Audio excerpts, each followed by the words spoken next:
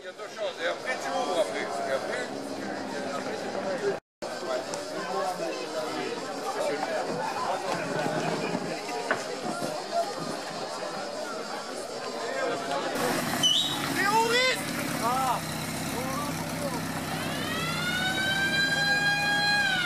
allez, on y va.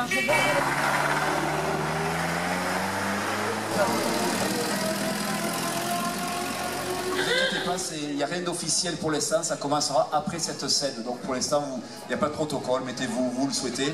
Voilà, Thierry va vous faire la continuation. Alors mesdames, messieurs, il va y avoir des scénettes, mais il va y avoir des tirs à blanc. Alors n'ayez pas peur, c'est des tirs à blanc, et les enfants, n'ayez pas peur non plus, ça va faire un petit peu de bruit, je vous le dis pour les enfants. Fortifor Memories va vous présenter sous forme de scène vivante une évocation historique sur les événements qui se sont déroulés de 1939 à la Libération et qui auraient pu se produire dans n'importe quel village de France.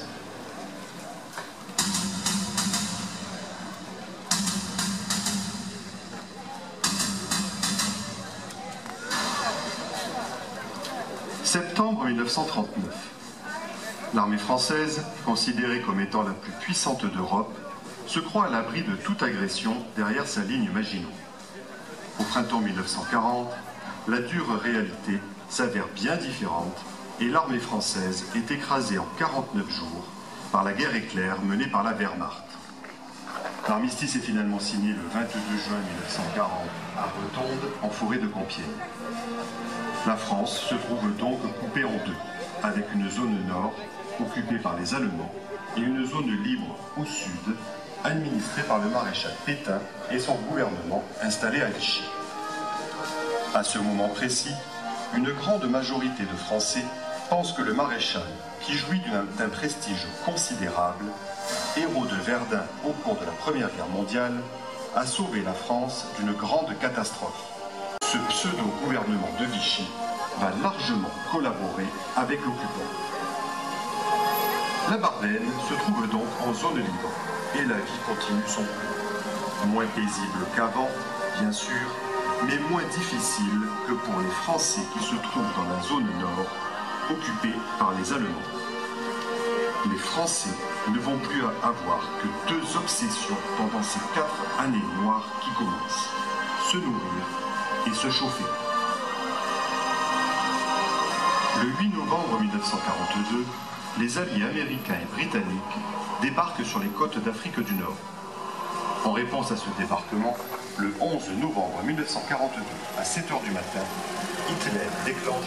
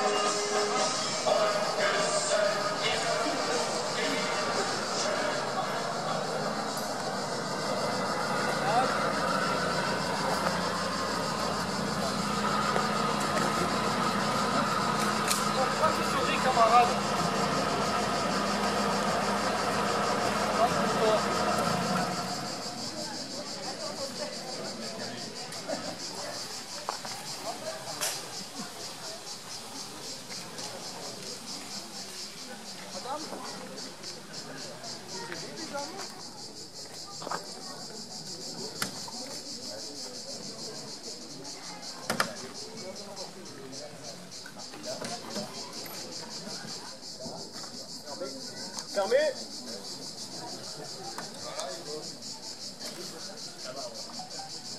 Y'a quoi là-dedans?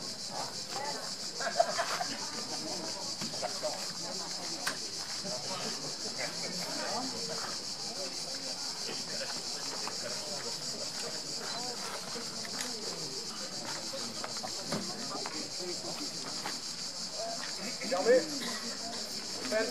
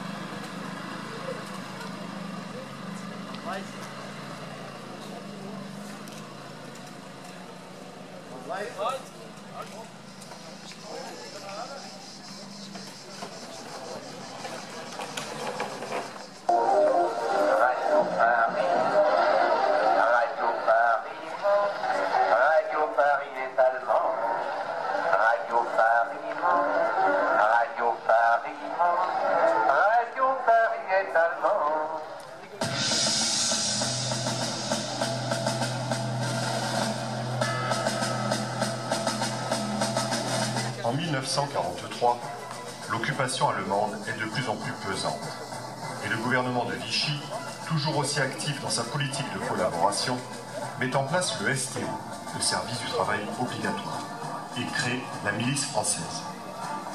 La milice se développe d'abord en zone sud, pleinement autonome, elle est déclarée d'utilité publique et contrôle la police, la propagande, les prisons et collabore activement avec la Gestapo dans la lutte contre la résistance. Les miliciens usent couramment de la délation, de la torture et abusent des exécutions sommaires et arbitraires.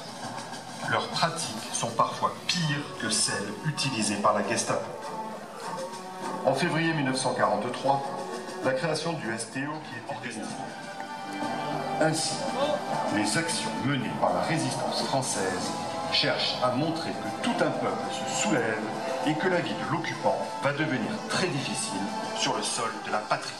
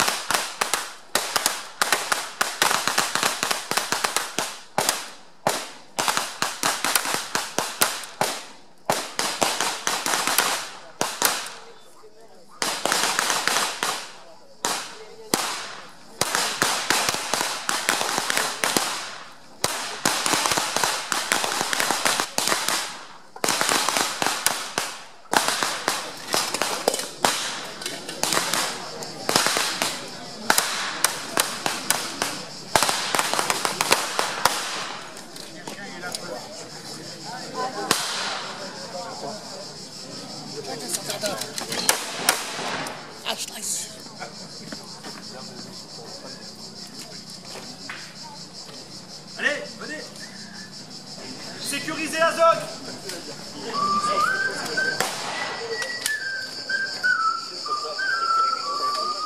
Comme par hasard, les gens sont pas là.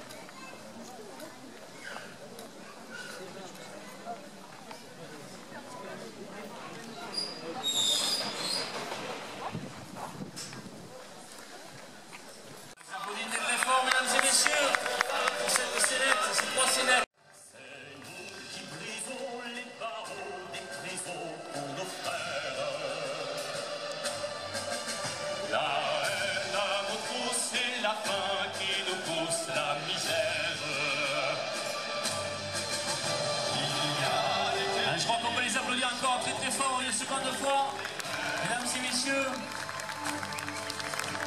Ici, nous voitures, on marche et nous on tue, nous on crève. Ici, chacun sait ce qu'il veut, ce qu'il fait quand il passe. Ami, si tu tombes, un ami sort de l'ombre à ta place. Demain descendra, séchera au soleil sur les routes.